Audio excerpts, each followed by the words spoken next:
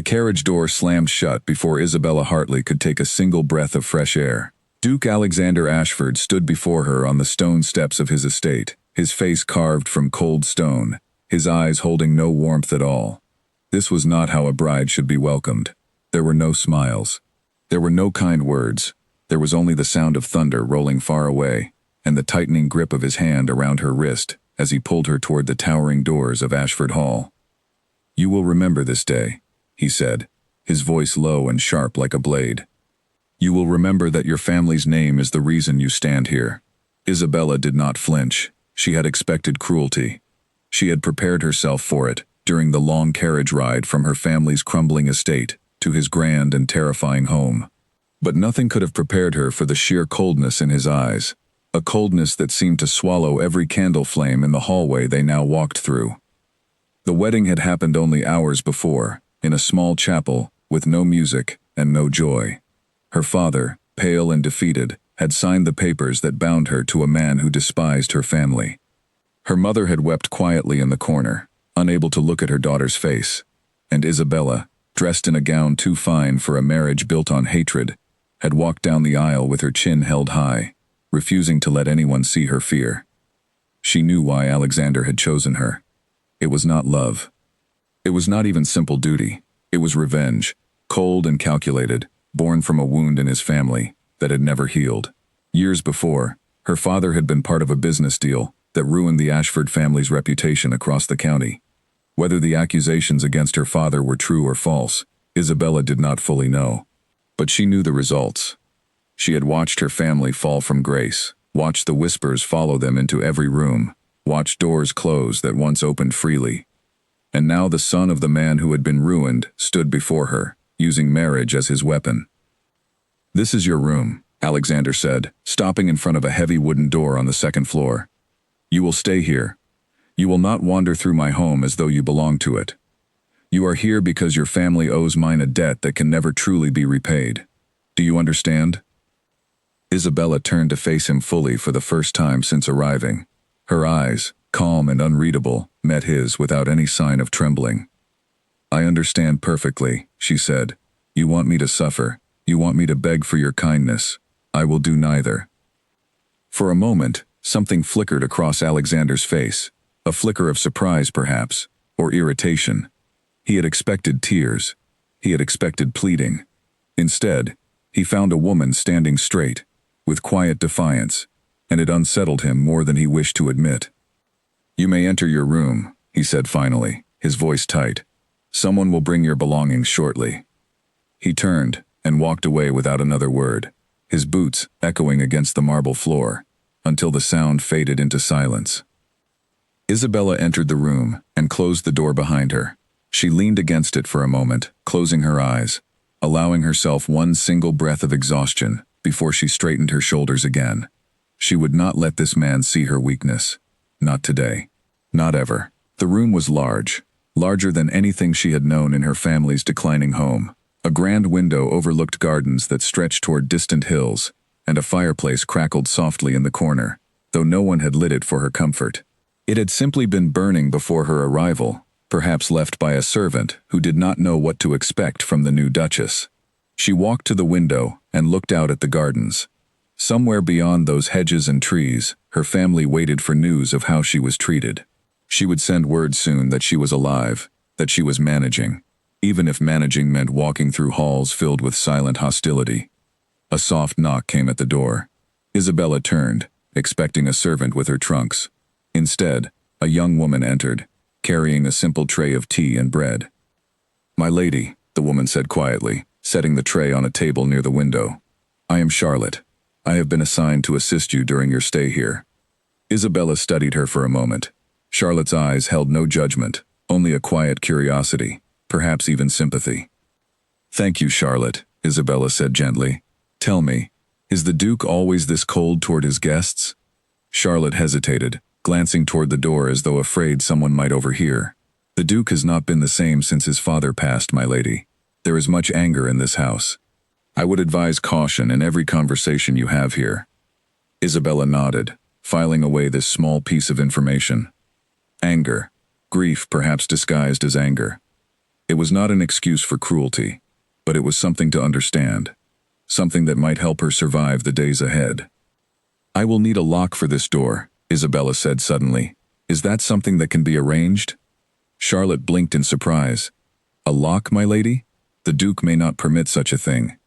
"The Duke does not need to know," Isabella replied calmly. "I simply need privacy. Surely that is not an unreasonable request for any bride, regardless of the circumstances of her marriage." Charlotte studied her for a long moment, then nodded slowly. "I will see what can be done, my lady.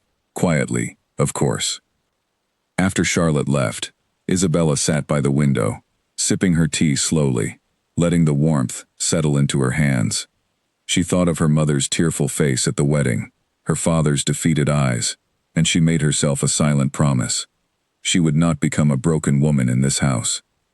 She would not let Alexander Ashford's revenge destroy what little strength she had left. Downstairs, Alexander stood in his study, staring into the fireplace, a glass of untouched wine resting on the table beside him.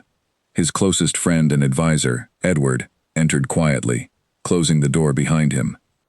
"You seem troubled," Edward said, taking a seat across from him. "I thought today would bring you satisfaction." Alexander did not look away from the flames. "She did not cry," he said quietly. "She did not beg. She looked at me as though I were nothing more than an inconvenience." Edward raised an eyebrow. "And this troubles you, because I expected weakness," Alexander said, finally turning to face his friend. "I expected to see her family's downfall reflected in her eyes. Instead, I saw someone who refuses to be broken." "Perhaps that is not such a terrible thing," Edward offered carefully. Alexander's jaw tightened. "This marriage exists for one purpose, Edward. To remind the Hartley family of what they took from mine.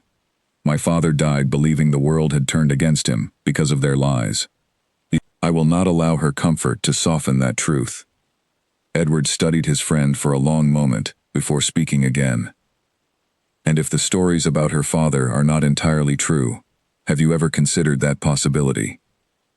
Alexander's eyes hardened. The evidence was clear enough for the entire county to believe it. "That is enough for me." Edward said nothing further, though a flicker of doubt crossed his face before he excused himself, leaving Alexander alone, with his wine and his fury. Over the following days, Isabella settled into a routine of quiet observation. She learned the names of the servants, learned which hallways led to which rooms, learned the quiet rhythms of a household run under strict and often fearful management. She noticed that the staff moved carefully around Alexander, speaking softly whenever he passed, as though any sudden noise might provoke his anger. She also noticed something else. Despite his coldness toward her, Alexander was fair to his servants in matters of pay and treatment, even if his manner remained distant and controlled. It confused her slightly, this contradiction between the man who had humiliated her at the church steps and the master who ensured his staff had warm meals and proper wages. One afternoon, as Isabella walked through the gardens with Charlotte at her side, she noticed Alexander standing near the stables, speaking quietly with one of the groundskeepers about a horse that had fallen ill. His voice, usually sharp and commanding, softened as he asked about the animal's condition, his hand resting gently on its neck as though offering comfort. Isabella paused, watching this unexpected tenderness with quiet curiosity. Perhaps there was more to this man than simple cruelty. Perhaps grief had twisted something inside him that had once been kind. But then he turned and saw her watching, and his expression hardened instantly, the softness disappearing as though it had never existed. "Is there something you need, Duchess?" he asked coldly, using her new title as though it were an insult rather than a mark of respect. "No," Isabella replied evenly. "I was simply enjoying the gardens." "Enjoy them elsewhere," he said, turning back to the horse without another glance in her direction. Isabella did not argue.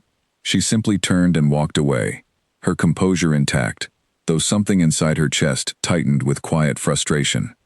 She refused to let this man see how deeply his coldness affected her, even as she began, despite herself, to notice the small contradictions in his character. That evening, Charlotte arrived at Isabella's door, carrying a small package wrapped in cloth.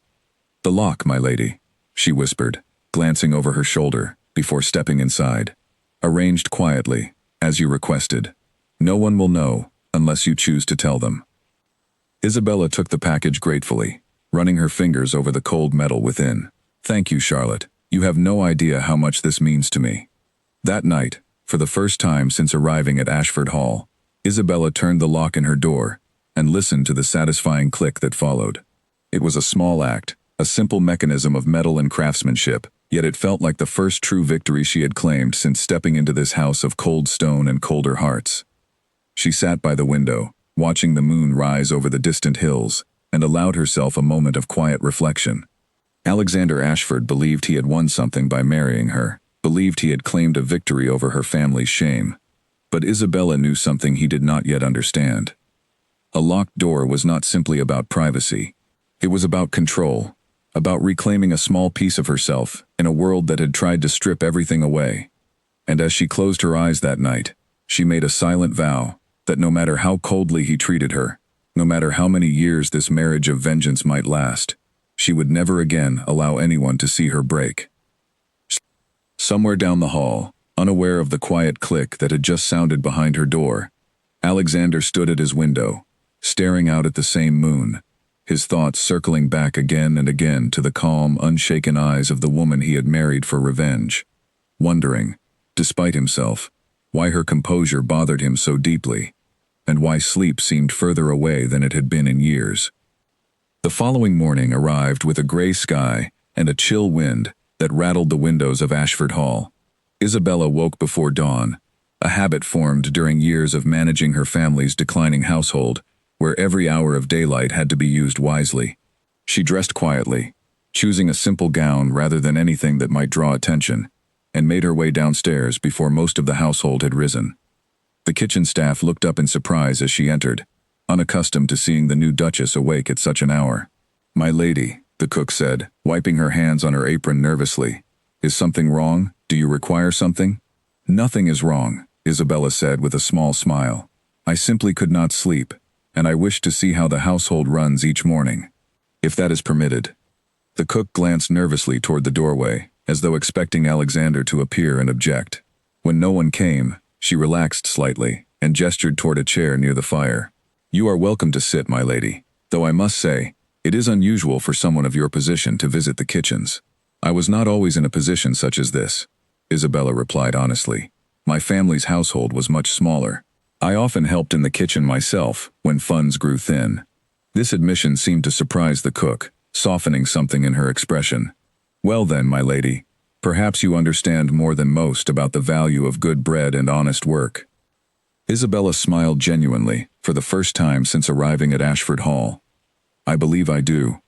As the morning progressed, word spread quietly among the staff about the new Duchess's unexpected visit to the kitchens, her kindness toward the cook, her willingness to listen rather than command.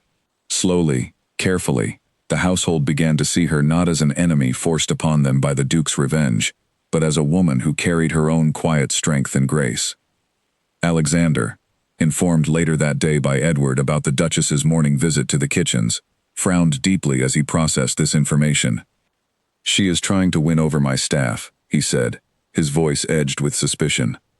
"Or perhaps," Edward offered carefully, "she is simply being herself, regardless of the circumstances she finds herself in." Alexander said nothing, though the frown remained on his face for the rest of the afternoon, his thoughts returning again and again to the woman he had married out of anger, a woman who seemed determined not to give him the satisfaction of watching her crumble. As evening fell once more over Ashford Hall, Isabella retreated to her room, locking the door behind her, with the same quiet satisfaction as the night before. Outside her window, storm clouds gathered on the horizon, promising rain before morning. She watched them approach with a strange sense of calm, knowing that whatever storms lay ahead, both in the sky and within the walls of this cold estate, she would face them with the same unshaken resolve that had carried her this far. And far down the hallway, Alexander Ashford stood once again at his own window, unable to shake the growing realization that his plan for revenge was not unfolding as simply as he had once believed, and that the woman behind that locked door was becoming far more difficult to ignore than he had ever anticipated. Rain hammered against the windows of Ashford Hall as Isabella stood in the long gallery, staring at portraits of Ashford ancestors who had lived and died within these walls, long before she had ever arrived. 3 weeks had passed since her wedding, and though the storm outside matched the tension that still lingered between her and Alexander, she had begun to find her footing within this strange new world. Charlotte approached quietly, her footsteps soft against the polished floor. "My lady, the Duke has requested your presence in the study. He says it concerns household matters." Isabella raised an eyebrow slightly. In 3 weeks, Alexander had barely spoken to her, beyond cold necessities. Brief instructions delivered without warmth, questions answered with clipped efficiency. A summons to his study was unusual. She made her way down the corridor, smoothing her gown as she walked, preparing herself for whatever cold reception awaited her. When she entered the study, she found Alexander standing near the fireplace, a stack of papers spread across his desk. "You wish to see me," Isabella said, keeping her voice steady. Alexander turned, his expression unreadable. "The household accounts require attention. My mother, before her passing, once managed such matters personally. Since her death, they have been neglected." Isabella waited, uncertain where this conversation was heading. "I am told you managed your family's estate accounts during their financial difficulties," Alexander continued, his tone carefully controlled. "I am asking you to review these figures and offer your assessment." This was unexpected. Isabella studied his face carefully, searching for some hidden motive behind this request, some trap designed to humiliate her further. But his expression, though still guarded, held no obvious malice. "I would be glad to review them," she said finally, stepping forward and taking the papers he offered. For the next hour, Isabella worked through the household ledgers, her sharp mind quickly identifying inefficiencies in spending, areas where funds were being wasted through poor management, and opportunities where the estate could operate more effectively. Alexander watched her work in silence, occasionally asking questions that she answered clearly and confidently, without hesitation. "You understand these matters better than most stewards I have employed," he admitted finally, a grudging note of respect entering his voice. "Necessity teaches quickly," Isabella replied simply. "When a family's survival depends on careful management, one learns to notice every detail." Alexander studied her for a long moment, something shifting behind his eyes that Isabella could not quite identify. "Perhaps," he said quietly, "there is more depth to you than I first assumed." It was not quite an apology, nor was it warmth, but it was the first crack Isabella had seen in the wall of hostility he had built around himself since their wedding day. She said nothing in response, unwilling to let herself hope for too much change too quickly, but she filed the moment away carefully, another small piece of understanding about the complicated man she had married. Over the following days, Alexander began consulting Isabella more frequently on household matters, though he remained distant in every personal sense, careful to maintain the boundaries he had established between them. Isabella, for her part, continued to keep her private chambers locked each night, unwilling to lower her guard despite these small changes in his behavior. One evening, as autumn winds began stripping leaves from the trees surrounding Ashford Hall, Isabella received a letter from her brother Henry, informing her of new financial troubles facing their family. She read the letter twice, in the privacy of her locked room, her hands trembling slightly as she processed the implications. Her family needed help, and though her marriage to Alexander had been born from cruelty rather than compassion, she now found herself in a position where his wealth and influence could potentially save her family from complete ruin. The question remained whether she could bring herself to ask him for such assistance, knowing how he viewed her family, knowing the deep resentment that still lived within him. She decided to wait, to observe him further before revealing this vulnerability, unwilling to hand him another weapon to use against her family's already fragile reputation. Meanwhile, Alexander found himself increasingly troubled by his own shifting thoughts regarding his wife. He had married her, intending to watch her suffer, intending to use her presence as a constant reminder to the world of the Hartley family's disgrace. Yet here she was, managing his household with quiet competence, treating his staff with genuine kindness, and facing his coldness with unshakable dignity, rather than the broken submission he had once anticipated. He found himself watching her more closely than he wished to admit, noticing small details about her character that contradicted everything he believed about her family. She was patient with the younger servants who made mistakes. She was generous with praise when it was deserved. She carried herself with a quiet strength that seemed to draw genuine respect from everyone around her, everyone except himself, who remained determined to maintain his distance. One afternoon, while reviewing estate matters together in the study, Alexander noticed a faint sadness in Isabella's eyes as she worked through the ledgers, a sadness she quickly masked when she realized he was watching. "Is something troubling you?" he asked, surprising himself with the question. Isabella hesitated before answering. "Family matters," she said simply. "Nothing that concerns the estate." Alexander studied her carefully, curiosity mixing with something he could not quite name. "Your family," he said slowly. "Tell me honestly, do you believe the accusations made against your father were true?" Isabella's eyes flashed with something sharp and painful. "My father made mistakes in his business dealings, certainly, as many men do. But the scale of ruin that followed, the complete destruction of his reputation across the entire county, was far greater than his actual wrongdoing deserved. Someone benefited greatly from making his mistakes appear far worse than they truly were." Alexander frowned, considering her words carefully. "And you believe someone deliberately orchestrated his downfall?" "I believe," Isabella said carefully, choosing her words with precision, "that convenient timing and convenient rumors rarely occur by pure accident." This conversation lingered in Alexander's mind long after Isabella had left the study that evening. He found himself questioning, for the first time since his father's death, whether the story he had always believed about the Hartley family's betrayal was truly as simple and clear as he had assumed. That night, as rain returned to beat against the windows of Ashford Hall, Alexander sat alone in his study, staring at old documents from his father's final years, searching for details he had perhaps overlooked in his grief and anger. He found references to business partners whose names he barely recognized, transactions that seemed unusually convenient in their timing, patterns that suggested manipulation rather than simple misfortune. A seed of doubt had been planted, small and uncertain, but present nonetheless. Alexander closed the documents and rubbed his tired eyes, unwilling yet to fully confront what these discoveries might mean about the foundation of his marriage, about the revenge he had built his entire plan upon. Down the hallway, behind her locked door, Isabella lay awake as well, thinking of her brother's letter, thinking of her family's continued suffering, thinking of the strange and complicated man she had married, who seemed, despite everything, to be slowly, carefully, beginning to see her as something more than simply an instrument of his revenge. She did not yet trust this change in him. Years of hardship had taught her caution above all else, but something had shifted between them in these past weeks, something subtle yet undeniable, and though she refused to unlock her heart as easily as she might unlock her bedroom door, she found herself wondering, despite her better judgment, what might happen if Alexander Ashford continued down this unexpected path of growing respect and reluctant curiosity. The following week brought unexpected visitors to Ashford Hall. Lord William Pemberton, an old associate of Alexander's late father, arrived unannounced, requesting a private audience regarding matters of business. Isabella, informed of the visit by Charlotte, felt an immediate unease she could not quite explain, though she said nothing of her concerns to anyone within the household.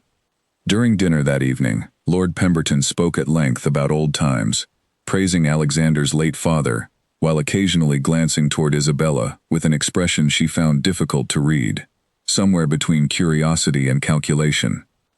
"Your marriage has certainly caused quite a stir throughout the county," Pemberton said smoothly, addressing Alexander while his eyes lingered on Isabella.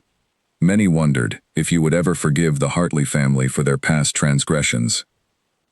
"This marriage serves its purpose," Alexander replied coldly, though Isabella noticed a slight hesitation in his voice that had not been present in previous weeks. "Indeed," Pemberton continued, his smile never quite reaching his eyes. "Though I must say, Duchess, you carry yourself with remarkable composure, given the circumstances of your family's history." Isabella met his gaze steadily. "My family's history is complicated, my lord, as I imagine most family histories tend to be." Pemberton's smile flickered slightly at her response, and Isabella noticed Alexander watching the exchange with unusual attention, his eyes narrowing slightly, as though processing something significant. After Pemberton departed later that evening, Alexander remained in the study far longer than usual. his mind turning over the strange discomfort he had felt watching the interaction between his wife and his father's old associate. Something about Pemberton's manner toward Isabella had unsettled him, though he could not yet identify precisely why. He found himself, for reasons he did not fully understand, wanting to protect her from whatever unspoken threat Pemberton's presence seemed to represent, a realization that troubled him deeply, given the foundation upon which his entire marriage had been built. As the storm outside finally began to clear, revealing a sky scattered with distant stars, Alexander made his way toward Isabella's chambers, uncertain even of his own intentions, only knowing that something within him needed to understand more clearly the truth about his wife, about her family, and about the growing complexity of feelings he had never anticipated when he first arranged this marriage of vengeance. He knocked softly at her door, and when no answer came immediately, he tried the handle, only to find it locked, a small metal barrier standing between them, that felt, in that moment, far more significant than simple privacy, a boundary that reflected everything unresolved between them. Everything still hidden behind careful walls, neither of them was yet ready to fully bring down. Morning light filtered weakly through the tall windows of Ashford Hall as Isabella sat at her writing desk, composing a careful reply to her brother Henry. She had decided, after much deliberation through the night, that she would not yet ask Alexander for financial assistance. Pride, and perhaps a lingering fear of rejection, held her back from revealing this particular vulnerability to a man whose feelings toward her remained uncertain, despite the small changes she had noticed in recent weeks. A soft knock interrupted her thoughts. Charlotte entered, carrying fresh linens, her expression troubled. "My lady, forgive me for intruding, but I could not help noticing your distress this morning at breakfast. Is everything well?" Isabella set down her pen, studying the young woman who had become, in these past weeks, something close to a genuine friend within this cold and unfamiliar household. "Family troubles, Charlotte, nothing more." Charlotte hesitated before speaking again. "If I may say so, my lady, you carry burdens that would break most people, yet you never allow anyone to see the weight of them. Even the Duke has commented, quietly of course, on your remarkable composure." This admission surprised Isabella. "The Duke speaks of me to the staff?" "Only briefly, my lady, and only in passing, but I believe he watches you more closely than perhaps you realize." Isabella considered this information carefully after Charlotte departed, wondering what it truly meant that Alexander had spoken, even briefly, about her character to others within the household. Perhaps the walls between them were beginning to shift, however slowly, however cautiously. That evening, Isabella found herself unable to sleep, memories of her past rising unbidden in the quiet darkness of her locked chambers. Before the scandal that destroyed her family's reputation, before poverty forced difficult choices upon her household, Isabella had been engaged to a young man named Edmund, a gentle soul she had loved deeply during her earlier years. When her family's fortune collapsed under the weight of scandal, Edmund's family had swiftly ended the engagement, unwilling to associate their name with the disgraced Hartleys. The pain of that rejection had taught Isabella a harsh lesson about the fragility of affection when tested against social pressure and financial ruin. She had vowed, after Edmund's abandonment, never again to allow herself the vulnerability of hoping for genuine love, understanding now that such hopes could be crushed as easily as autumn leaves beneath careless boots. This history remained locked away within her heart just as carefully as she locked her bedroom door each night, a private grief she shared with no one, not even Charlotte, whose kindness she had come to value deeply during her time at Ashford Hall. Meanwhile, Alexander found himself increasingly consumed by curiosity regarding what exactly Isabella hid behind her locked door each evening. He told himself this curiosity stemmed from suspicion, from a lingering belief that she might be plotting something against him or his household. Yet deep within himself, he recognized a different truth slowly emerging, a genuine desire to understand the woman he had married, to comprehend what thoughts and feelings occupied her private hours away from his presence. One evening, unable to resist his growing curiosity any longer, Alexander approached Isabella's chambers after the household had settled into evening quiet. He knocked softly, uncertain of his own intentions. "Isabella?" he called quietly. "May I speak with you?" A moment passed before the lock clicked, and the door opened slightly. revealing Isabella dressed simply for the evening. Her hair loosened from its usual careful arrangement, her expression cautious, yet not entirely unwelcoming. "Is something wrong?" she asked, studying his face carefully. Alexander hesitated, uncertain how to phrase what he wished to say. "I wish to ask about the letter you received recently from your brother. Charlotte mentioned you seemed troubled afterward." Isabella's expression tightened slightly, surprised that her private concerns had reached Alexander's attention through the household's quiet observations. "Family matters," she said carefully. "Nothing that concerns you directly." "Perhaps not directly," Alexander said, his voice softer than usual. "But as your husband, even one bound to you through circumstances neither of us chose freely, I find myself concerned nonetheless." This admission startled Isabella deeply. In the weeks since their wedding, Alexander had shown flickers of respect, moments of unexpected consideration, but never before had he expressed anything resembling genuine concern for her well-being. "My family faces financial difficulties," Isabella admitted finally, deciding that perhaps honesty might serve better than continued secrecy. "Difficulties that threaten what little stability remains to them." Alexander studied her carefully, something shifting behind his controlled expression. "And you did not think to ask for my assistance. I did not believe you would offer it willingly," Isabella replied honestly, "given your feelings toward my family." A heavy silence fell between them, filled with unspoken complications neither of them yet knew how to fully address. Finally, Alexander spoke again, his voice quieter than Isabella had ever heard it. "I will consider what assistance might be appropriate," he said carefully, "though I make no promises beyond consideration." It was not the warm reassurance Isabella might have hoped for under different circumstances, but it was more than she had expected from the man who had married her purely for revenge. She nodded slowly, grateful despite herself for even this small crack of consideration. "Thank you," she said quietly. Alexander lingered a moment longer at her doorway, his eyes studying her face with an intensity that made Isabella's pulse quicken slightly, though she could not identify whether the feeling was fear or something else entirely.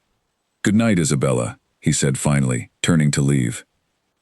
"Good night, Alexander," she replied, watching him disappear down the darkened hallway before closing her door once more, turning the lock with fingers that trembled slightly, though whether from lingering fear or something new and unfamiliar stirring within her, she could not yet say.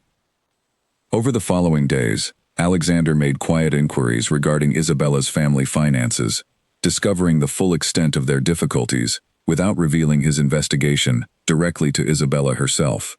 What he found troubled him deeply, revealing patterns of financial pressure that seemed unusually coordinated. Debts called in suddenly by creditors who had previously shown patience, opportunities mysteriously closed to the Hartley family that remained open to others facing similar circumstances. This discovery reignited the doubts that had begun forming within him since his earlier conversation with Isabella about her father's downfall. Someone, it seemed, continued actively working against the Hartley family's recovery, someone with enough influence to coordinate such widespread financial pressure across multiple institutions.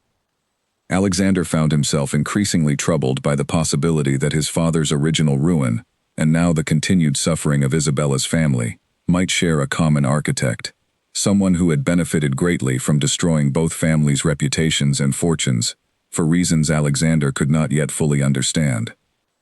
He began reviewing his father's old correspondence more carefully, searching for connections between the timeline of his family's disgrace and the continued troubles facing the Hartleys. Slowly, painstakingly, patterns began emerging that suggested a deliberate campaign, rather than simple coincidence or natural consequence of poor business decisions. Meanwhile, Isabella noticed subtle changes in Alexander's behavior during this period. He seemed distracted during their shared meals, his mind clearly occupied with matters he did not share openly with her.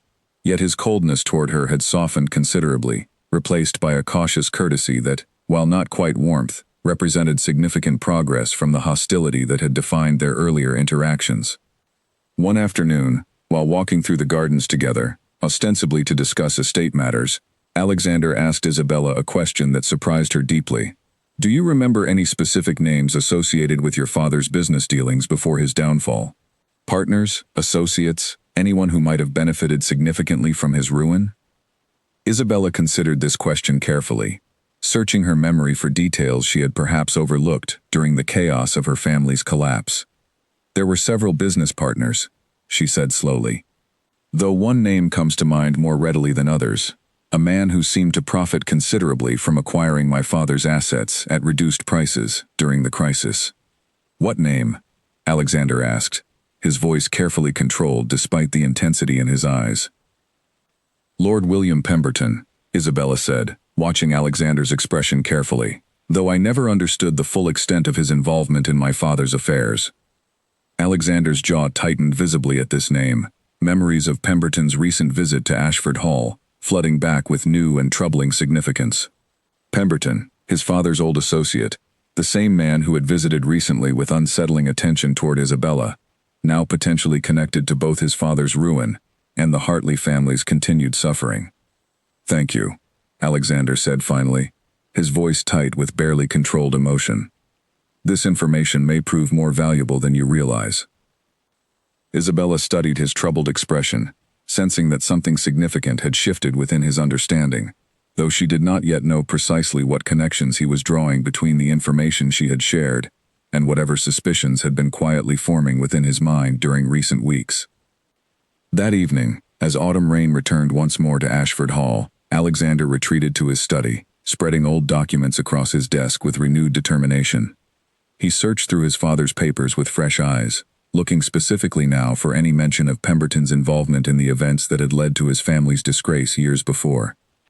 What he found, buried within old correspondence and financial records his grief had prevented him from examining closely after his father's death, sent a cold chill through his entire body. Pemberton's name appeared repeatedly throughout documents related to the very business dealings that had supposedly proven his father's dishonesty. Dealings that, upon closer examination, revealed inconsistencies that suggested deliberate manipulation rather than honest mistake. Alexander sat back in his chair, the weight of this discovery settling heavily upon him. If Pemberton had indeed orchestrated both his father's downfall and the continued suffering of the Hartley family, then everything Alexander had believed about the foundation of his revenge marriage might be built upon lies far more complicated than he had ever imagined. He thought of Isabella, locked safely within her chambers down the hallway, unaware of the discoveries that might soon reshape everything between them. A marriage born from misguided vengeance, aimed at a family who might be innocent victims rather than guilty perpetrators of his father's ruin.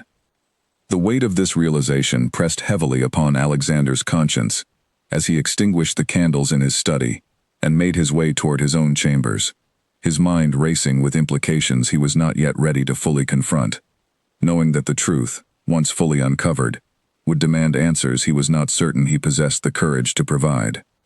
Smoke curled through the eastern wing of Ashford Hall before anyone realized the danger had begun. It started small, a candle left too close to old drapery in a rarely used sitting room, but the dry autumn air and aged wooden beams allowed the flames to spread with frightening speed. By the time Charlotte discovered the fire and raised the alarm, orange light already flickered against the windows of the upper floor, and thick smoke billowed through the corridors nearest the household's most valuable records. Isabella woke to the sound of frantic shouting and the sharp smell of smoke seeping beneath her door.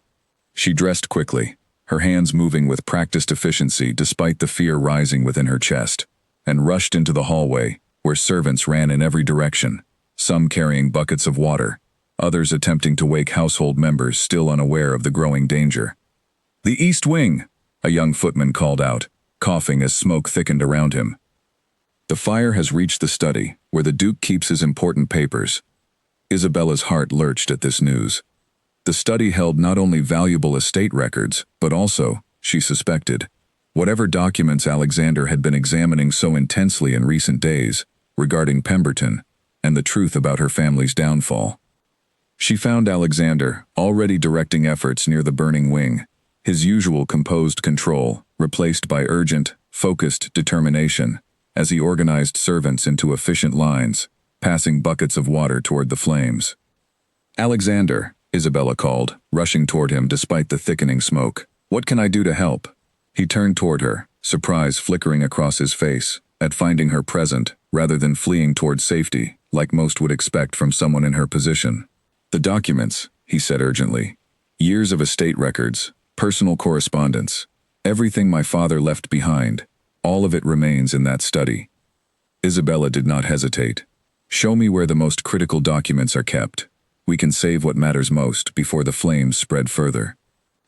"It is too dangerous," Alexander protested, though his voice carried more concern for her safety than command. "More dangerous than losing everything that might prove the truth about what happened to both our families?" Isabella countered fiercely. "I am not afraid, Alexander. Let me help you." Something shifted in Alexander's expression, a recognition of her courage that seemed to override his instinct to protect her from danger. "Follow closely," he said finally. "Stay low beneath the smoke, and if I say leave, you leave immediately, without argument." Together, they moved through the smoke-filled corridor, wet cloths pressed against their faces to filter the worst of the choking air. The study door felt warm beneath Alexander's hand as he pushed it open, revealing flames already licking at the edges of bookshelves lining the far wall, though the desk containing his father's most important papers remained, for now, untouched by the spreading fire. Working quickly together, Alexander and Isabella gathered armfuls of documents, stuffing them into satchels and bags brought by Edward, who had arrived to assist with growing urgency. The heat intensified with each passing moment, smoke thickening around them until breathing itself became a struggle, yet they continued working, driven by shared determination to preserve whatever truth these documents might contain. "That's everything from the desk," Alexander shouted above the growing roar of flames now consuming nearby shelves. "We must leave now." As they turned to exit, a support beam above them cracked loudly, weakened by the spreading fire, sending a shower of burning debris cascading down near the doorway they needed to pass through. Isabella instinctively grabbed Alexander's arm, pulling him sideways just as flaming wood crashed down precisely where he had been standing moments before. "Thank you," Alexander gasped, staring at the spot where the beam had fallen, understanding fully now how close he had come to serious injury, or worse. "We are not finished yet," Isabella replied firmly, though her voice trembled slightly with adrenaline and fear. "We need to leave immediately, together." They fled the burning study, joining the household staff, working desperately to contain the fire before it could spread further into the estate's main structure. Buckets of water, wet blankets, and determined effort eventually succeeded in containing the blaze to the eastern wing, though significant damage had already been done to that section of Ashford Hall by the time dawn's early light finally revealed the full extent of the destruction. Exhausted, covered in soot and ash, Alexander and Isabella stood together in the courtyard as the last embers were extinguished, watching smoke rise lazily into the gray morning sky above the damaged wing of the estate. "You saved those documents," Alexander said quietly, turning to look at Isabella properly, for perhaps the first time since their wedding, seeing her not as an instrument of revenge or a symbol of his family's old grievances, but as a woman of genuine courage and determination. "We saved them together," Isabella corrected gently. "I could not have managed alone, nor you without my assistance." Alexander studied her face, streaked with soot, yet still carrying that same quiet strength he had noticed since her very first day at Ashford Hall. "I underestimated you," he admitted, his voice carrying a vulnerability rarely present in his usual controlled demeanor. "From the very beginning, I underestimated everything about you." "Many people have underestimated me," Isabella replied with a tired smile. "I have grown accustomed to proving them wrong." For a long moment, they simply looked at each other amid the chaos of the smoldering aftermath, something unspoken passing between them that neither felt ready to fully name or acknowledge, yet something had undeniably shifted in the wake of shared danger and mutual courage displayed during the crisis. Edward approached them then, carrying the satchels of rescued documents, his own face marked with exhaustion from the night's efforts. "The papers appear largely intact," he reported, "though we should examine them carefully once everyone is rested and recovered from tonight's ordeal." Alexander nodded, though his eyes remained fixed on Isabella even as he addressed Edward's report. "Thank you, Edward. See that the documents are secured properly until we can review them together." As the household began the exhausting process of assessing damage and beginning necessary repairs, Alexander insisted that Isabella rest immediately, personally escorting her toward her chambers despite her protests that she wished to continue helping with recovery efforts. "You have done more than enough tonight," he said firmly, though his tone carried gentle concern rather than his usual cold command. "Please, rest now. The estate will manage without your immediate assistance for a few hours." Isabella, exhausted beyond argument, finally relented, allowing Alexander to walk her to her door. As they arrived, an unexpected moment of vulnerability passed between them, neither quite certain how to conclude this shared experience that had bonded them so unexpectedly through danger and courage. "Isabella," Alexander said softly, hesitating at her doorway. "I owe you an apology, one long overdue. My treatment of you since our wedding has been unjust, driven by anger that perhaps was never fully justified." Isabella studied his face carefully, searching for insincerity or hidden motive, finding instead only genuine remorse reflected in his tired, soot-streaked features. "Perhaps," she said slowly, "we might discuss such matters properly, once we have both rested and recovered from tonight's events." "Of course," Alexander agreed, though something in his eyes suggested a genuine desire to continue this conversation, to explore further whatever new understanding had begun forming between them during the shared crisis of the fire. Isabella entered her chambers, closing the door softly behind her, though for the first time since arriving at Ashford Hall, she hesitated before turning the lock, her fingers resting against the cold metal as she considered the significant shift that had occurred between herself and the man she had married under such bitter circumstances. Finally, driven by habit and lingering caution built from years of hardship, she turned the lock, though the click seemed to carry less weight than it once had, less finality, more simply a temporary boundary, rather than an absolute wall against a man who had, through shared danger and genuine courage, begun proving himself far more complex and worthy of consideration than she had ever anticipated when she first arrived as his reluctant bride. Down the hallway, Alexander stood for a long moment outside her door, after hearing the familiar click of the lock, a small smile playing at the corners of his mouth despite the exhaustion and lingering danger of the night's events. Something had changed between them tonight, something significant that neither fully understood yet, but something that filled him with a cautious hope he had not expected to feel again, since his father's death had hardened his heart against genuine connection.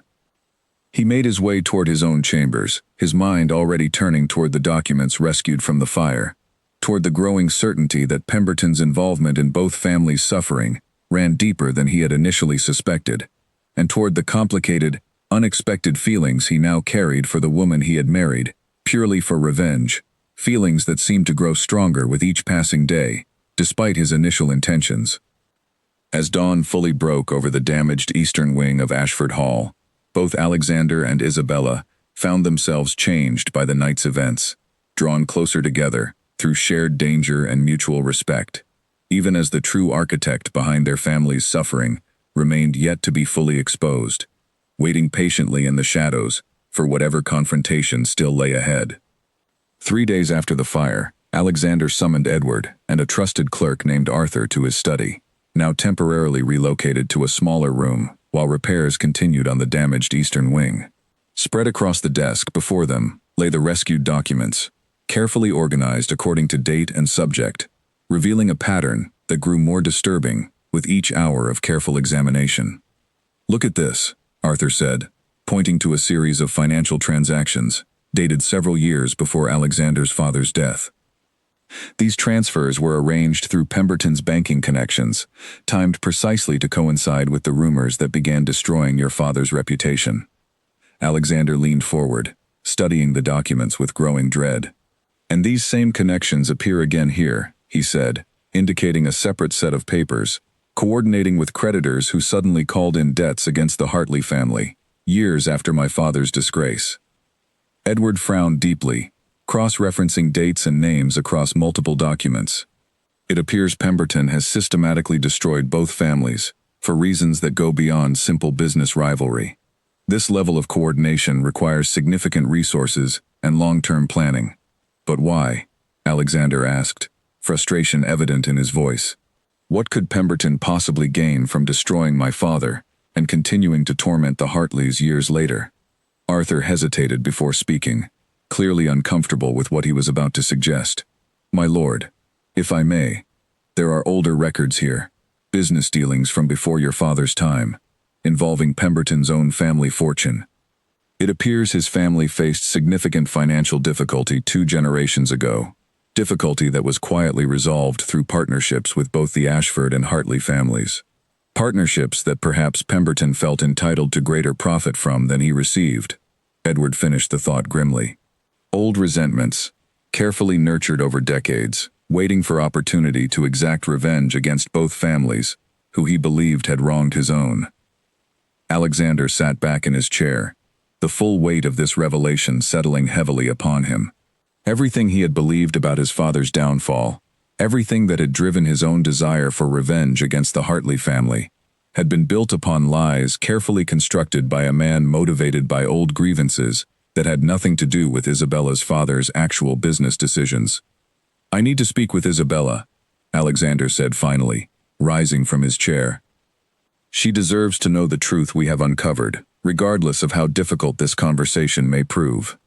He found her in the gardens, walking slowly among the roses that still bloomed, despite autumn's approaching chill, her expression thoughtful and distant as she moved among the fading colors of the season's last flowers.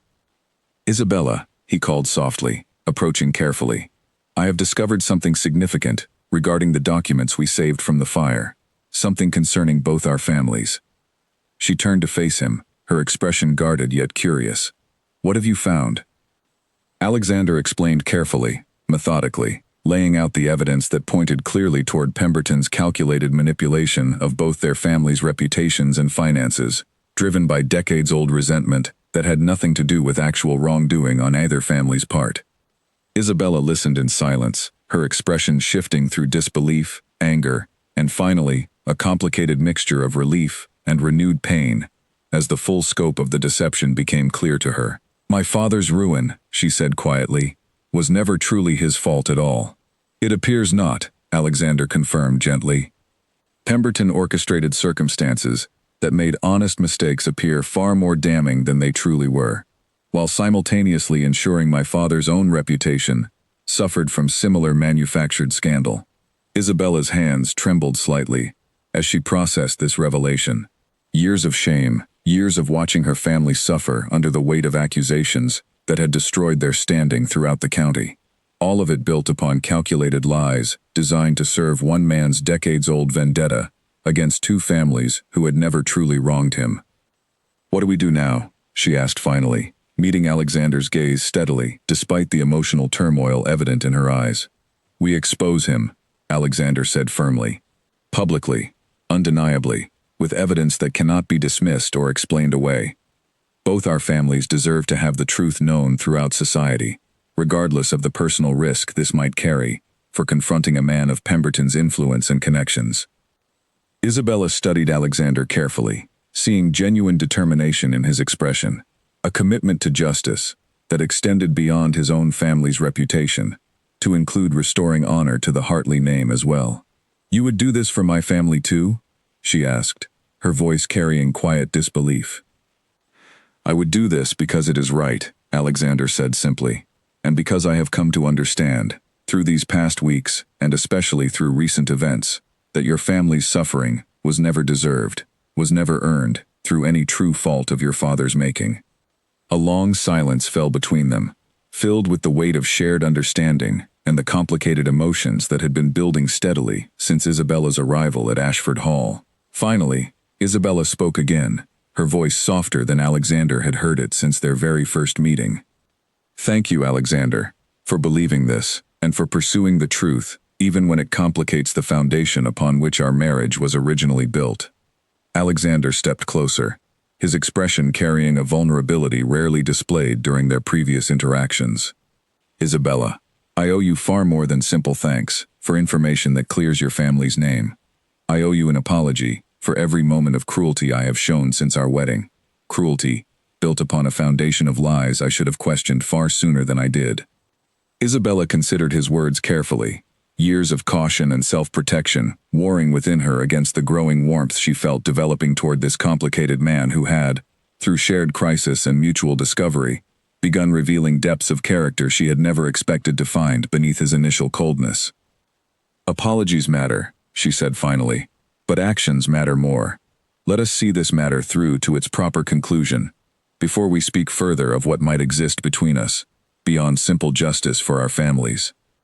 Alexander nodded, respecting her caution, even as something within him yearned for more immediate resolution regarding the growing feelings he could no longer deny experiencing toward his wife.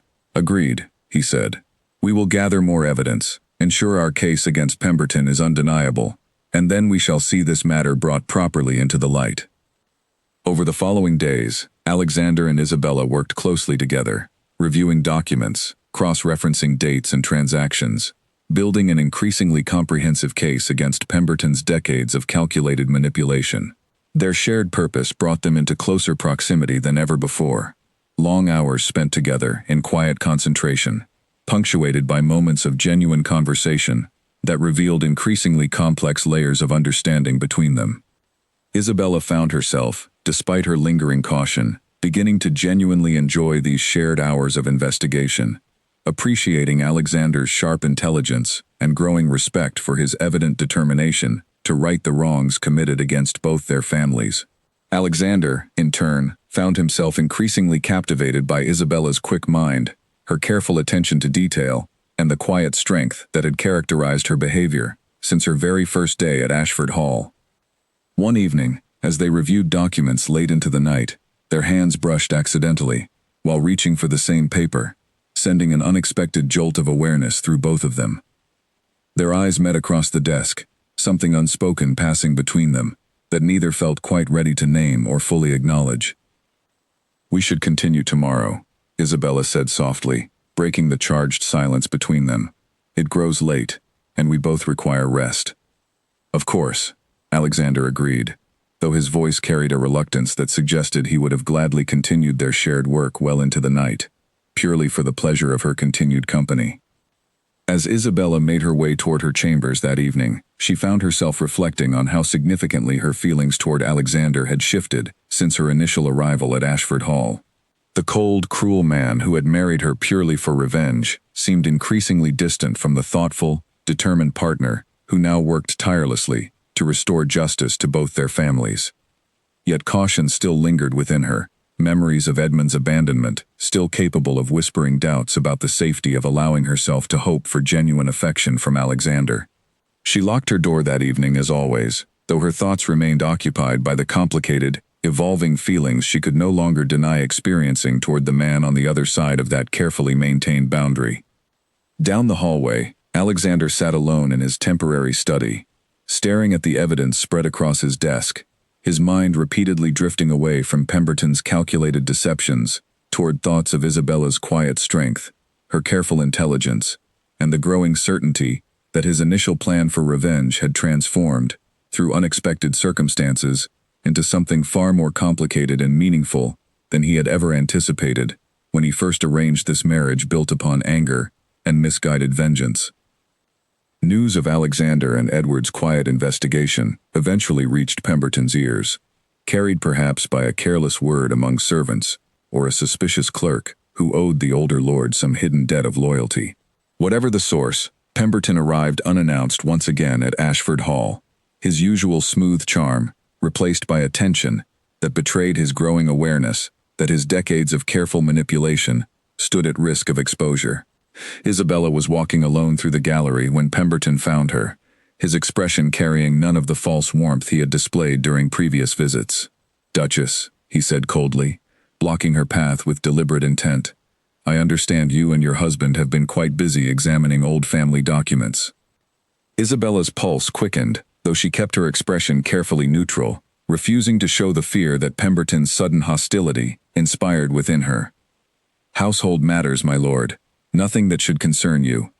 Pemberton's smile turned sharp, dangerous. "I think we both know that is not entirely true. Your father's ruin, and the continued suffering of your family since, required considerable effort and resources to arrange. I would hate to see that effort wasted through unnecessary interference." The threat was unmistakable, though carefully wrapped in polite language that would allow deniability if reported to others. Isabella felt a chill run through her, understanding now the true danger this man represented, a danger that extended beyond simple financial manipulation into something far more personally threatening. "I have nothing further to say to you," Isabella said firmly, attempting to move past him, though Pemberton's hand shot out suddenly, gripping her arm with unexpected force. "Perhaps you should consider," he said quietly, his voice carrying quiet menace, "that families who interfere in matters beyond their understanding often find themselves facing consequences far worse than mere financial ruin. Release her immediately." Alexander's voice cut through the tense confrontation like a blade, his expression carrying a fury Isabella had never before witnessed during her time at Ashford Hall. He strode forward rapidly, positioning himself protectively between Isabella and Pemberton, his eyes blazing with barely controlled anger. Pemberton released Isabella's arm immediately, though his expression remained carefully composed, despite the obvious danger of having been caught threatening the Duchess directly. "Alexander, my boy, I was merely offering some fatherly advice to your young wife." "I have seen the documents, Pemberton," Alexander said coldly, his voice carrying deadly calm despite the fury evident in his eyes. "I know exactly what you did to my father, and what you continued doing to Isabella's family long after his death. Your fatherly advice is no longer welcome within these walls." Pemberton's composure finally cracked slightly, revealing genuine alarm beneath his usual smooth demeanor. "You misunderstand old business dealings, Alexander. Surely we can discuss this reasonably, as gentlemen, without unnecessary accusations. There is nothing reasonable about decades of calculated deception designed to destroy two innocent families for the sake of old grievances that were never truly their fault," Alexander replied, his voice carrying a controlled fury far more frightening than any shouted threat could have accomplished. "You will leave my property immediately, and you will consider yourself fortunate if I do not pursue this matter through legal channels available to me." Pemberton studied Alexander for a long moment, clearly calculating his remaining options, before finally offering a stiff bow that carried none of his previous false charm. "This is not finished, Alexander. You do not understand the full extent of what you are choosing to expose." "I understand more than enough," Alexander replied firmly. "Leave now, before I have you removed by force." Pemberton departed swiftly, his carriage disappearing down the long drive leading away from Ashford Hall, though his parting words lingered ominously in the air between Alexander and Isabella, suggesting further complications yet to come before this matter could be fully resolved. Once Pemberton had gone, Alexander turned immediately to Isabella, his fury transforming instantly into gentle concern as he examined her arm where Pemberton's grip had left faint marks upon her skin. "Are you injured?" he asked urgently, his hands hovering carefully near her arm, without quite touching her, respecting boundaries, even amid his obvious worry for her well-being. "I am well," Isabella assured him, though her voice trembled slightly from the lingering shock of the confrontation. "Thank you for arriving when you did. I should never have allowed him access to this house again, after his previous visit unsettled me so deeply," Alexander said, frustration evident in his voice, as he processed how close Isabella had come to genuine harm. "I failed to protect you adequately." "You could not have known he would act so boldly," Isabella said gently, surprised to find herself offering comfort to a man who, months before, would have received no such consideration from her. "None of us anticipated he would grow desperate enough to threaten me directly." Alexander studied her face carefully, something shifting behind his controlled expression as the reality of how close he had come to losing her, or seeing her seriously harmed, settled heavily upon him. "Isabella," he said quietly, "I find myself experiencing feelings I never anticipated when this marriage began, feelings that complicate everything I originally believed about our arrangement." Isabella's heart quickened at these words, though years of caution still held her back from immediate acceptance of whatever Alexander might be attempting to express. "This is not the time for such conversations," she said carefully, though not unkindly. "We must first ensure your safety, and mine, before Pemberton attempts further desperate measures to protect his secrets." "You are right, of course," Alexander agreed, though reluctance colored his voice as he stepped back slightly, respecting her need for caution, despite his own growing desire for clarity regarding their evolving relationship. Over the following days, Isabella found herself pulling back somewhat from the growing closeness that had developed between herself and Alexander during their shared investigation. The confrontation with Pemberton had shaken her deeply, reminding her forcefully of how vulnerable circumstances beyond her control could quickly become, how quickly comfort and growing trust could be shattered by unexpected danger. She began spending more time alone in her chambers, using the excuse of caution regarding Pemberton's continued threat to justify distancing herself somewhat from Alexander's company, though in truth, her retreat stemmed as much from fear of her own growing feelings as from genuine concern about external danger. Alexander noticed this withdrawal with obvious frustration, though he respected her need for space, understanding perhaps better than he might have weeks before how deeply Isabella's past experiences had taught her caution regarding vulnerability and trust. "You seem troubled," he said one evening, finding her alone in the library, a book open before her, though her attention seemed distant, unfocused on the pages before her. "I am simply cautious," Isabella replied honestly. "Pemberton's threat reminded me how quickly circumstances can shift beyond our control, how dangerous it can be to allow ourselves comfort or trust in situations that remain fundamentally uncertain." Alexander studied her carefully, understanding now with growing clarity that her caution extended beyond simple concern about Pemberton toward deeper fears rooted in past experiences he did not yet fully understand. "Isabella," he said gently, "whatever has taught you such deep caution regarding trust and vulnerability, I would like to understand it better, if you are willing to share such things with me." Isabella hesitated, years of careful self-protection warring against a growing desire to finally share the burden of her private grief with someone who seemed genuinely interested in understanding her more deeply, rather than simply using her for his own purposes. "Perhaps," she said finally, "when this matter with Pemberton is fully resolved, I might find myself more willing to discuss such things openly." Alexander nodded, respecting her boundary, while allowing hope to linger that perhaps, once safety and justice had been properly secured, Isabella might finally trust him enough to share the deeper vulnerabilities she kept so carefully locked away, much like the door to her chambers each evening. "I will wait as long as necessary," he said quietly, "though I hope that day arrives sooner rather than later." Isabella offered a small, uncertain smile in response, grateful for his patience, even as fear and hope warred within her, regarding what future might await them both, once the immediate danger from Pemberton had been properly addressed and resolved.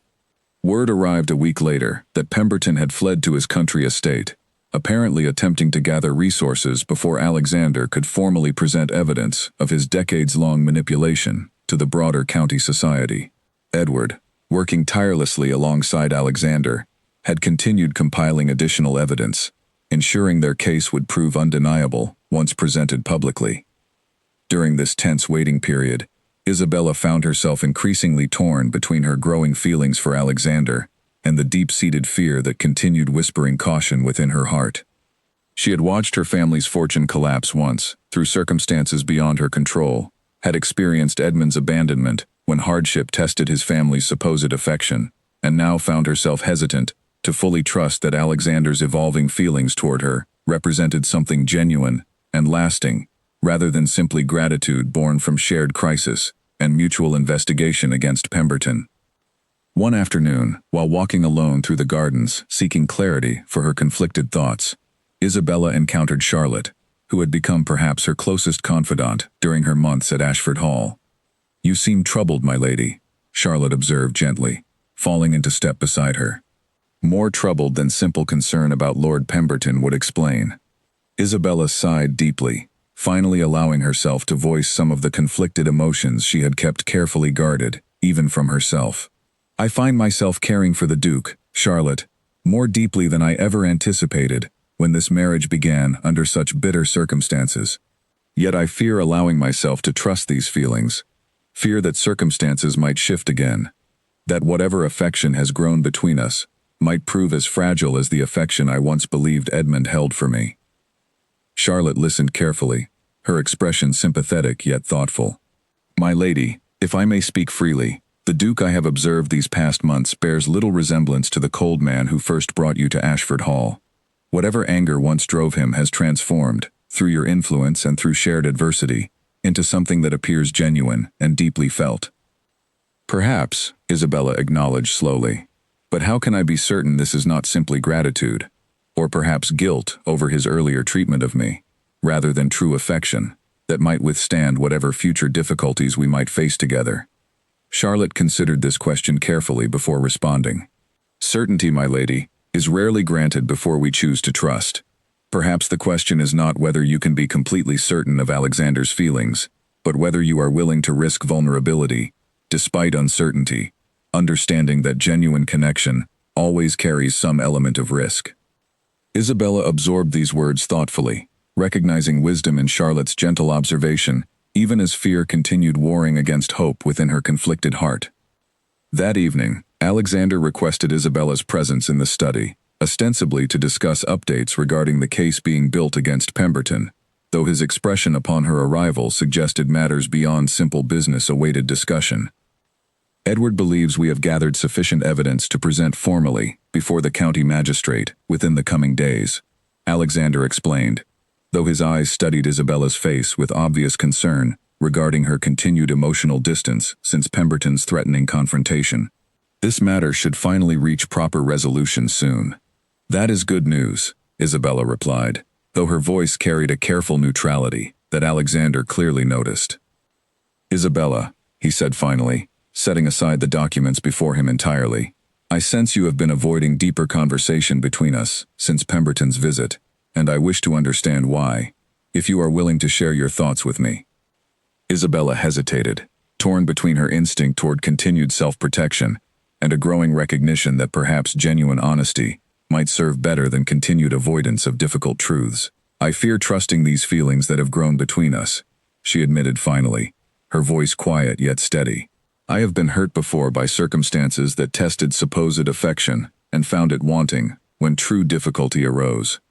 Alexander studied her carefully, understanding, dawning in his expression, as pieces of Isabella's careful guardedness finally began fitting together into a coherent picture of past pain that had shaped her cautious approach toward vulnerability and trust.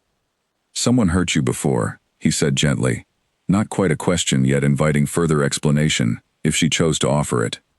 Isabella nodded slowly, deciding finally that perhaps the time had come to share this particular vulnerability with the man who had proven himself, through repeated actions rather than simple words, worthy of at least partial trust.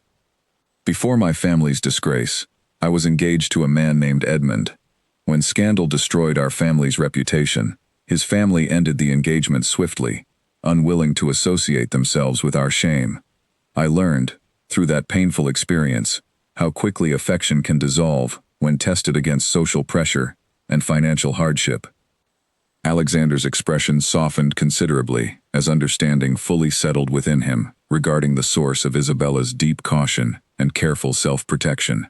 Isabella, I cannot promise you certainty regarding the future. No one truly can offer such guarantees, regardless of how genuine their feelings might be. But I can promise you that my growing affection for you has nothing to do with gratitude or guilt, and everything to do with genuine admiration for your courage, your intelligence, and the remarkable strength of character you have displayed since the very moment you arrived at Ashford Hall, even under the most difficult circumstances imaginable.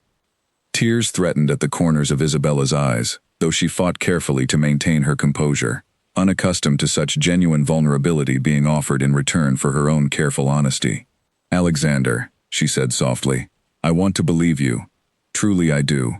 But years of hardship have taught me caution that proves difficult to fully release, even when hope whispers that perhaps this time might prove different.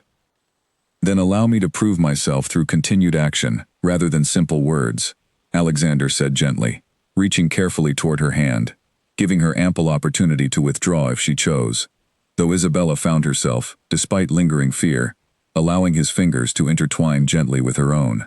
I understand that trust must be earned gradually, through consistent demonstration rather than single conversations, however heartfelt they might be. Isabella nodded slowly, grateful for his patience and understanding regarding her continued caution. Thank you, Alexander, for understanding, and for your patience regarding matters that remain difficult for me to fully release. They sat together in comfortable silence for several long moments, hands still gently intertwined, before Isabella finally spoke again, her voice carrying newfound warmth that had been carefully guarded during previous weeks of emotional distance.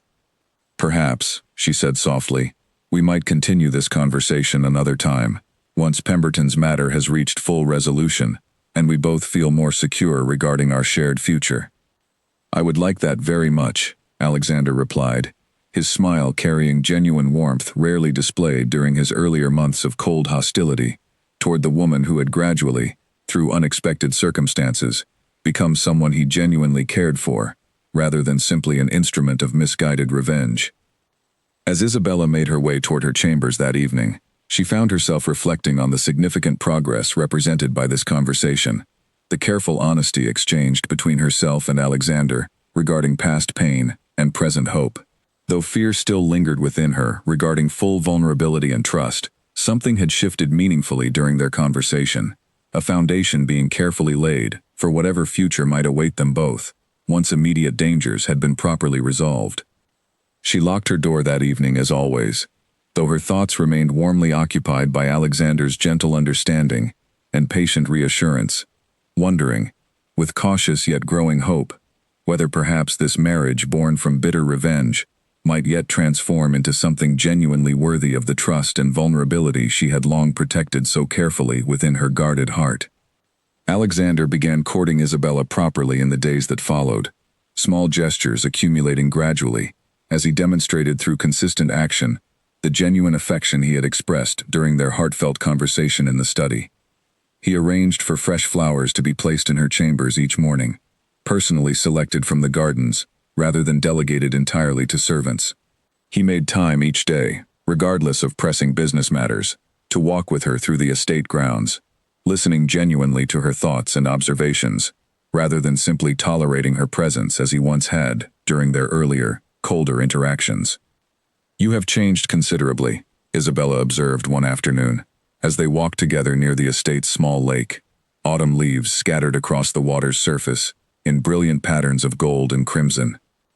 "I have been given reason to change," Alexander replied thoughtfully. "Meeting you, and gradually understanding the depth of your character despite my initial cruelty, has taught me much about the dangers of allowing anger and grief to blind me toward genuine truth and worthy character." Isabella smiled softly, appreciating his continued honesty regarding his own growth and transformation. "I find myself grateful for whatever circumstances led to this change, even if the path toward it proved difficult and painful for us both."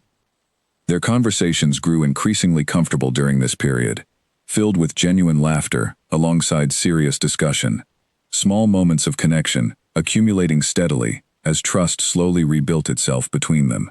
Alexander shared stories of his childhood before his father's disgrace, memories of simpler times before grief and anger had hardened his heart against genuine connection. Isabella, in turn, shared more details of her own history, painting a fuller picture of the woman shaped by hardship yet never broken by it. One evening, as they sat together in the library, Alexander broached a subject that had been weighing on his mind for several days. "Isabella, I have been thinking carefully about the symbolism of your locked door, about what it represents beyond simple practical privacy." Isabella looked up from her book, curious about where this observation might lead. "What do you believe it represents?" "I believe," Alexander said slowly, choosing his words with obvious care, "that the lock on your door reflects a deeper lock you have placed upon your heart, protection built from painful experience, from Edmund's abandonment, and from watching your family's fortune collapse through no true fault of your own. I understand now that earning your trust means far more than simply gaining access to your physical space. It means proving myself worthy of access to the vulnerable heart you have protected so carefully for so long." Isabella set down her book entirely, moved deeply by Alexander's perceptive understanding of something she had never explicitly explained to him yet had somehow grasped through careful observation and genuine attention to her character. "You understand more than I realized," she said softly.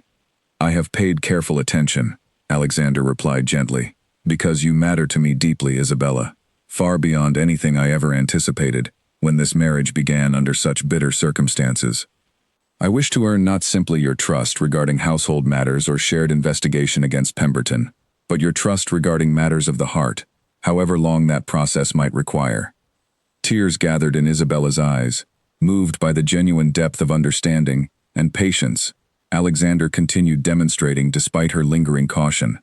"Alexander," she said quietly, "I find myself wanting to trust you fully, wanting to release the careful protection I have maintained for so long, yet fear still whispers caution within me. Then we shall proceed slowly, Alexander said gently, reaching to take her hand once more, this small gesture having become a comfortable ritual between them during recent weeks. I am willing to wait as long as necessary, to continue proving myself through consistent action, until you feel genuinely ready to release that final barrier protecting your heart. Isabella squeezed his hand gently, grateful beyond words for his patience and understanding. Thank you, Alexander, for your continued patience regarding matters that remain difficult for me, despite the genuine progress we have made together. Their relationship continued deepening over the following days, small moments of genuine connection, accumulating steadily into something that felt increasingly stable and trustworthy, despite Isabella's lingering caution. Alexander made a point of including her more fully in estate matters, seeking her counsel regarding decisions both large and small, demonstrating clearly that he valued her intelligence and judgment rather than simply her presence as his wife. He also began actively working to repair whatever damage his earlier cold treatment might have caused within the household staff's perception of their marriage, speaking openly with servants about his genuine respect for Isabella's character and capabilities, ensuring that everyone within Ashford Hall understood clearly that their Duchess deserved genuine respect, rather than mere tolerance born from her position. Charlotte, observing these changes with quiet satisfaction, mentioned to Isabella one afternoon how noticeably different the household atmosphere had become since Alexander's transformation began. The staff speaks of him quite differently now, my lady. Where once they spoke only with careful caution, fearing his temper, now they speak with genuine warmth, noting how his treatment of you and of the household generally has softened considerably.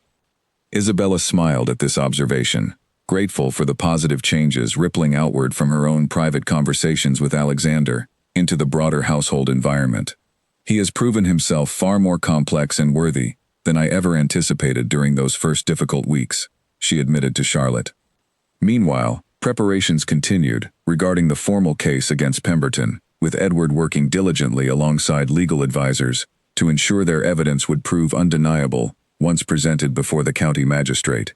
Alexander insisted on keeping Isabella fully informed throughout this process, respecting her intelligence and her right to understand fully the proceedings that would ultimately restore her family's honor. We are nearly ready, Alexander informed her one evening, as they reviewed final preparations together in his study. Within the week, we shall present our evidence formally, exposing Pemberton's decades of calculated deception before the entire county society. Isabella felt a complicated mixture of anticipation and lingering anxiety at this news, understanding that this public reckoning would finally restore her family's honor, while simultaneously exposing her own personal history to renewed public scrutiny and discussion. I am grateful for your continued efforts on behalf of my family's reputation, she said carefully. This matters to me deeply, Alexander replied firmly, not simply because it restores my own father's reputation alongside your family's honor, but because I have come to care for you profoundly, Isabella, and your happiness and peace matter more to me now than almost anything else I can imagine. Isabella studied his sincere expression, feeling something within her carefully guarded heart shift meaningfully in response to his continued genuine devotion. Alexander, she said softly, I believe I am beginning to trust you fully, beginning to release the fear that has protected me for so long against genuine vulnerability. Alexander's expression brightened with obvious hope and joy at these words. Isabella, that means more to me than you can possibly know. They sat together quietly for several long moments, the comfortable silence between them filled with genuine warmth and growing anticipation regarding whatever future might finally await them once Pemberton's matter reached its proper, public conclusion, restoring honor to both their families while simultaneously solidifying the genuine affection that had grown steadily between them despite the bitter circumstances that had originally brought them together.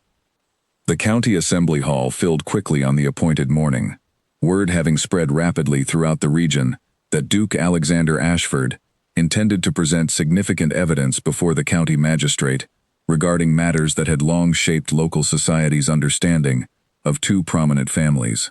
Isabella sat beside Alexander at the front of the crowded hall, her hands folded carefully in her lap, her composure carefully maintained despite the anxiety churning within her regarding whatever public scrutiny this proceeding might bring. Lord Pemberton arrived shortly before proceedings began, his expression carefully composed, despite obvious tension, evident in the tight set of his shoulders, and the careful way he avoided meeting Alexander's steady gaze. He took his seat among the assembled county gentry, clearly attempting to project confidence he likely no longer genuinely felt. The county magistrate, a stern older man named George Whitmore, called the proceedings to order, inviting Alexander to present the evidence he had requested, opportunity to share formally, before the assembled gathering. Alexander rose slowly, his expression carrying quiet determination as he addressed the crowded hall. Members of this assembly, I stand before you today to correct a grave injustice that has shaped this county's understanding of two families for far too long. Years ago, my father's reputation was destroyed through calculated deception, and subsequently, the Hartley family suffered similar manufactured disgrace, both orchestrated by a single individual, motivated by decades-old grievances that had nothing to do with either family's actual conduct. Murmurs rippled through the assembled crowd as Alexander began presenting the carefully organized evidence, document after document, revealing Pemberton's coordinated manipulation of business dealings, financial pressures, and social rumors, designed specifically to destroy both the Ashford and Hartley families' standing throughout the county. Edward assisted in presenting additional supporting evidence, cross-referencing dates and transactions that clearly demonstrated the deliberate nature of Pemberton's decades-long campaign against both families. Arthur, called forward as an expert witness regarding financial records, confirmed the authenticity and significance of the documents being presented. Pemberton's composure crumbled gradually as evidence continued accumulating, his earlier confidence replaced by growing alarm as the assembled county gentry began murmuring, with obvious shock and disapproval, at the extent of his calculated deception, spanning multiple decades. "This is preposterous," Pemberton finally interjected, rising from his seat with obvious agitation.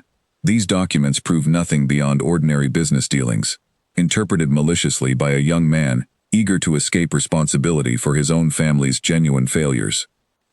"The dates and patterns speak for themselves, Pemberton," Alexander replied firmly, his voice carrying calm authority despite the tension evident throughout the crowded hall.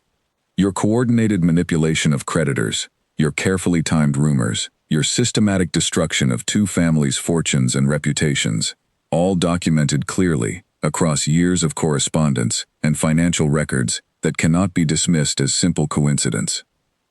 Magistrate Whitmore studied the evidence carefully, his expression growing increasingly grave as he reviewed the documents personally, cross-referencing dates and signatures with careful scrutiny. "Lord Pemberton," he said finally, his voice carrying stern authority, "these documents present compelling evidence of deliberate, coordinated deception spanning multiple decades, evidence that demands serious formal investigation into your conduct regarding both the Ashford and Hartley family affairs." Pemberton's face paled visibly as he recognized the growing consensus among the assembled gentry, whispered conversations, rippling through the crowd, carrying tones of shock and growing condemnation toward the man who had, for so long, maintained careful public respectability, while secretly orchestrating such extensive harm against innocent families. "I demand opportunity to properly defend myself against these accusations," Pemberton insisted, though his voice carried obvious desperation, rather than genuine confidence. "You shall have that opportunity through proper legal proceedings," Magistrate Whitmore replied firmly. "However, given the extensive and compelling nature of this evidence, I am ordering an immediate formal investigation into your financial affairs and conduct, with appropriate restrictions placed upon your activities until this matter reaches full legal resolution." As formal proceedings continued, establishing the framework for Pemberton's legal investigation, Isabella felt tears of relief gathering in her eyes, finally witnessing the public restoration of her family's honor after years of unjust suffering and social disgrace. She glanced toward Alexander, gratitude and genuine affection swelling within her heart at his unwavering commitment to seeing this matter through to proper, public conclusion.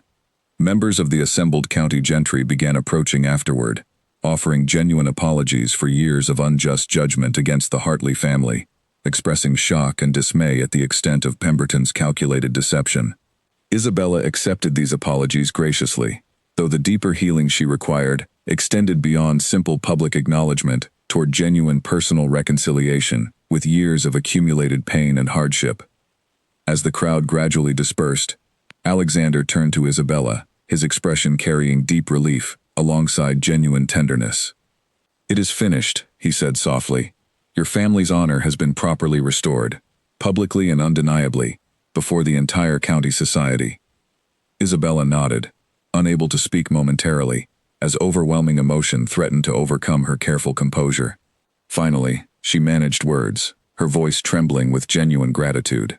"Thank you, Alexander, for your unwavering commitment to justice, for believing in my family's innocence, even when circumstances initially suggested otherwise." "I would do far more than this for you, Isabella," Alexander replied gently, taking her hand carefully within his own, amid the dispersing crowd. "You have taught me so much about genuine character, about resilience and grace, under circumstances that would break most people entirely." They rode home together, in comfortable silence, the carriage carrying them back toward Ashford Hall, through countryside, painted in brilliant autumn colors. The weight of years of injustice finally lifted, from both their shoulders, through the public exposure of Pemberton's calculated deception. Upon arriving home, Isabella immediately penned a letter to her family, sharing the joyful news of their restored honor, knowing how deeply this vindication would mean to her parents and brother after years of unjust social disgrace and financial hardship. That evening, as the household celebrated quietly the successful resolution of proceedings against Pemberton, Alexander found Isabella alone in the garden, watching the sunset paint brilliant colors across the autumn sky. "Isabella," he said softly, approaching carefully, "today marks not simply the restoration of your family's honor, but hopefully, also a new beginning for us, free from the shadow of old grievances and manufactured deception that once complicated everything between us." Isabella turned to face him, her expression carrying genuine warmth and hope, rather than the careful caution that had characterized so many of their earlier interactions. "Yes," she agreed softly, "a new beginning, built now upon truth and genuine understanding, rather than misguided revenge or lingering suspicion." Alexander studied her face carefully in the fading evening light, something profound shifting within his expression as he prepared to speak words he had been carefully considering for several days. "Isabella, I find myself ready to speak fully and honestly about the depth of feeling I hold for you, feelings that have grown steadily since that very first difficult day when you arrived here as my reluctant bride." Isabella's heart quickened at these words, understanding intuitively that Alexander was preparing to offer something significant, something that might finally require her to make a decision regarding the final barrier she had maintained so carefully around her vulnerable heart throughout their complicated journey together. Alexander knelt slowly before Isabella in the fading evening light, the last golden rays of sunset casting warm color across his sincere expression as he prepared to share words he had carefully considered throughout their long journey together, from bitter enemies toward something far more meaningful and genuine. "Isabella," he began, his voice carrying vulnerability, rarely displayed even during their most intimate conversations of recent weeks. "When I first arranged our marriage, I believed I understood exactly what I wanted: revenge against a family I blamed entirely for my father's destruction. I believed you would serve simply as an instrument of that revenge, a symbol of victory over people I considered enemies." Isabella listened quietly, her heart racing as she recognized the profound honesty Alexander was offering, a complete acknowledgement of how far their relationship had traveled from its bitter origins towards something entirely unexpected. "I was wrong about everything that truly mattered," Alexander continued, his voice growing steadier as he spoke. "I was wrong about your family's guilt, wrong about your character, wrong about what genuine partnership and respect might mean between a husband and wife. You have taught me, through your quiet strength, your remarkable courage during crisis, your patient grace, despite my initial cruelty, what true nobility of character actually means."